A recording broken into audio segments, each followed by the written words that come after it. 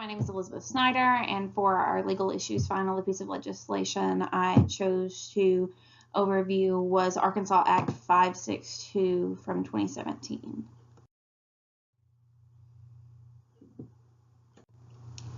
Act 562 started out as House Bill 1249 of 2017.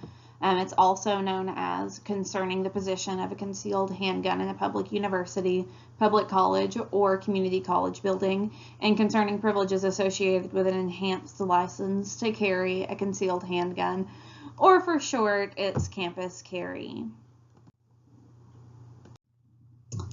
The start of this bill, which was Arkansas House Bill 1249, 19 legislators wrote this bill. All 19 were Republicans, 17 were House representatives, and two were members of the Arkansas Senate. The primary sponsor of this bill is Charlie Collins. He's from the Arkansas State House of Representatives, representing District 84. This involves part of Washington County. This is his fourth term representing District 84, and he's currently running for his fifth term. He earned his bachelor's degree from the U.S. Naval Academy in 1985, and then he earned a master's in quantitative economics from George Washington University in 1986. Arkansas House Bill 1249 of 2017, the specific part that is related to universities and college campuses, is Section 6. It's an amendment to Arkansas Statute 573-322. It's in relation to concealed carry of handguns on university and collegiate property. This proposed amendment to the law would allow a concealed carry permit holder that has completed the training required by this amendment to carry a concealed handgun in the buildings and on the grounds of public university, public college, community college, and private university or private college. Private universities and college do have some more options with this bill than public institutions do, though. Private universities are allowed to create a policy that does not allow the carrying of weapons on campus or the carrying in certain areas of campus. But if they do that, they must have it posted at all the doorways and entryways of this area or of the campus itself. So the storage of the handguns on campus for those living on campus, it's not allowed in dorms or residence halls. It is allowed in the licensee's vehicle. In the vehicle, the handgun must be out of sight. The vehicle must be secured and locked. This allows students who live on campus to carry their weapons around the institution, but they just can't store them in their dorm or their residence hall. They must be stored in their secured vehicle. So the people with the enhanced concealed carry license, they cannot have weapons in documented grievance and disciplinary procedures, though. But that is as long as there's a 24-hour notice beforehand to the participants. There are notices posted on the doors and the entryways, and the area of the building is no larger than necessary to complete the meeting. The requirement of the licensee to be able to carry concealed handgun in these locations is to complete a training provided by the Arkansas State Police. Arkansas State Police was given 1 year to develop and get approved a syllabus for this training. This training does not have to be renewed. It's up to 8 hours. It has to be offered by all concealed carry instructors, and it can cost no more than a nominal amount, which is an exact quote from the bill itself. So with staff on university campuses, if they decide to get the endorsement on their concealed carry license, possession of the handgun is a personal choice. Unless otherwise required by their job description, it is not a requirement of being employed at the university. So employees are not acting in the course or scope of his or her employment when carrying concealed handguns on campus. They are also not entitled to workman's compensation if the employee is negligently injured by their own hand and by their own weapon. The employee is liable for their actions with respect to use of the possession of a concealed weapon. So if they use it incorrectly or whatever, they can be sued and they're held liable for it, not the university. Carrying the handgun visibly or not having it concealed is not allowed for employees at any time either. They can't, they can't pull it out and put it in their desk. It has to stay concealed on them at all times. And the university is, however, immune from a claim for monetary damages from or related to an employee's use of or failure to use a concealed handgun. So if for whatever reason staff or faculty or anyone employed by the university uses their concealed handgun, and for whatever reason they get sued, then the university cannot be held monetarily responsible for anything that an employee does, because they elect to do it themselves. It's a personal choice. So a little bit of a timeline of this bill, of House Bill 1249. It was filed with the House of Representatives by the 19 representatives that wrote it, including Mr. Collins, Representative Collins, on January 23rd in 2017. In just a few days, they had it approved and were passing it on to the Senate on the 2nd of February. The Senate took just over a month to deliberate the bill. They wrote 7 amendments, 5 of which actually passed, and they sent that back to the House.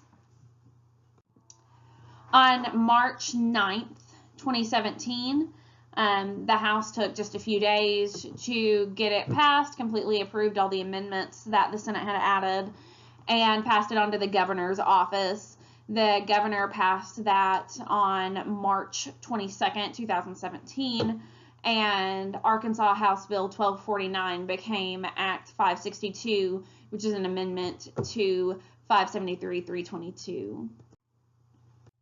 So the Arkansas State Police training that was given 1 year to be written and approved was revised and approved on January 23rd of this year, of 2018. In this syllabus, all the laws are listed that must be taught to the enhanced concealed carry licensees. It's an 8-hour course, so there's a lot of laws that are taught, a lot of things that are specific about this law in universities. They also have a proficiency course. In that proficiency course, it's actually incredibly similar to a lot of police departments. It's at the 3-yard line, the 7-yard line, and the 15-yard line. There's 50 rounds. It's much more difficult than the original concealed carry proficiency course. They have to make 70%, which is 35 out of 50 in the 7 ring. So that's the outermost part of the target on the silhouette. And so it is listed like each shot is scored as hit or miss. It's not a specific score. It's hit or miss, so it's 35 out of 50 total. And everyone is given 3 tries. If they pass it the first time, awesome. If not, they're given 2 more tries to get that 35 out of 50 or 70%. So there are a lot of potential impacts from this law that was passed. There's definitely pros and cons, just some things that I've experienced in my department here on campus. I work for the Department of Public Safety. It's created quite a bit of work. We now have security plans because Act 589 of 2017 prohibits the carrying of a handgun even for enhanced license carriers for collegiate athletic events. There's a lot put into these security plans. They must be very, very detailed. They have to be submitted and approved. And just like, so for instance, some of the information that is required in these is a total projected attendance and capacity of the stadiums and the Coliseum and all these. The numbers of entrances and exits, number of on-site law enforcement and first responders, locations of all the restrooms, active shooter procedures, bomb threat procedures. And this has to be done for every single event. That includes intramurals, football, baseball, volleyball, all collegiate sporting events. And so that has to be done for Thone Stadium. It has to be done for the whole building, the Coliseum. So all this has to be done, and it's put a lot of work on like our training officer, because there wasn't really anything before to kind of show him exactly what to do. So he kind of had to make a first one, get it approved, and then kind of use that as a form for the others. Also, on top of that, you've got how police are trained. So far, police have been trained, it's been a felony basically to have a weapon on campus, and then now some people are going to be allowed to have weapons on campus, and you have to, police are trained to deal with people who have concealed carry and all this, but that completely changes the way that we view people on campus with weapons. Plus, students, they're also, students are not used to seeing guns around campus, and in theory, they're not going to see them, but you drop something on the ground and bend it over and you have your gun in your holster in your waistband, well, then your shirt lifts up a little bit and someone sees a gun on your hip, or, you sit just wrong and you can see your gun through your shirt or through your jeans. So these students who are not used to seeing weapons on campus at all, it's a completely different ballgame now. But there are positives, in my opinion.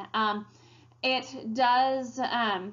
increases the possibility that an enhanced concealed carry holder might be able to stop an active shooter and protect fellow employees or students. They have the capability and training to protect themselves and possibly others from crimes, robberies, sexual assaults, and other crimes against persons.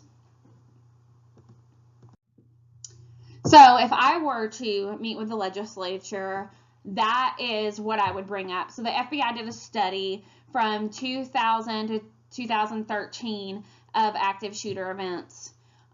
In those events, they studied 160 different active shooter events. They found that the brunt of the damage can occur in just a few minutes. There were 63 incidents that the exact amount of time of the incident occurred could be ascertained. So they knew exactly how long, or within like a minute, exactly how long this event took place.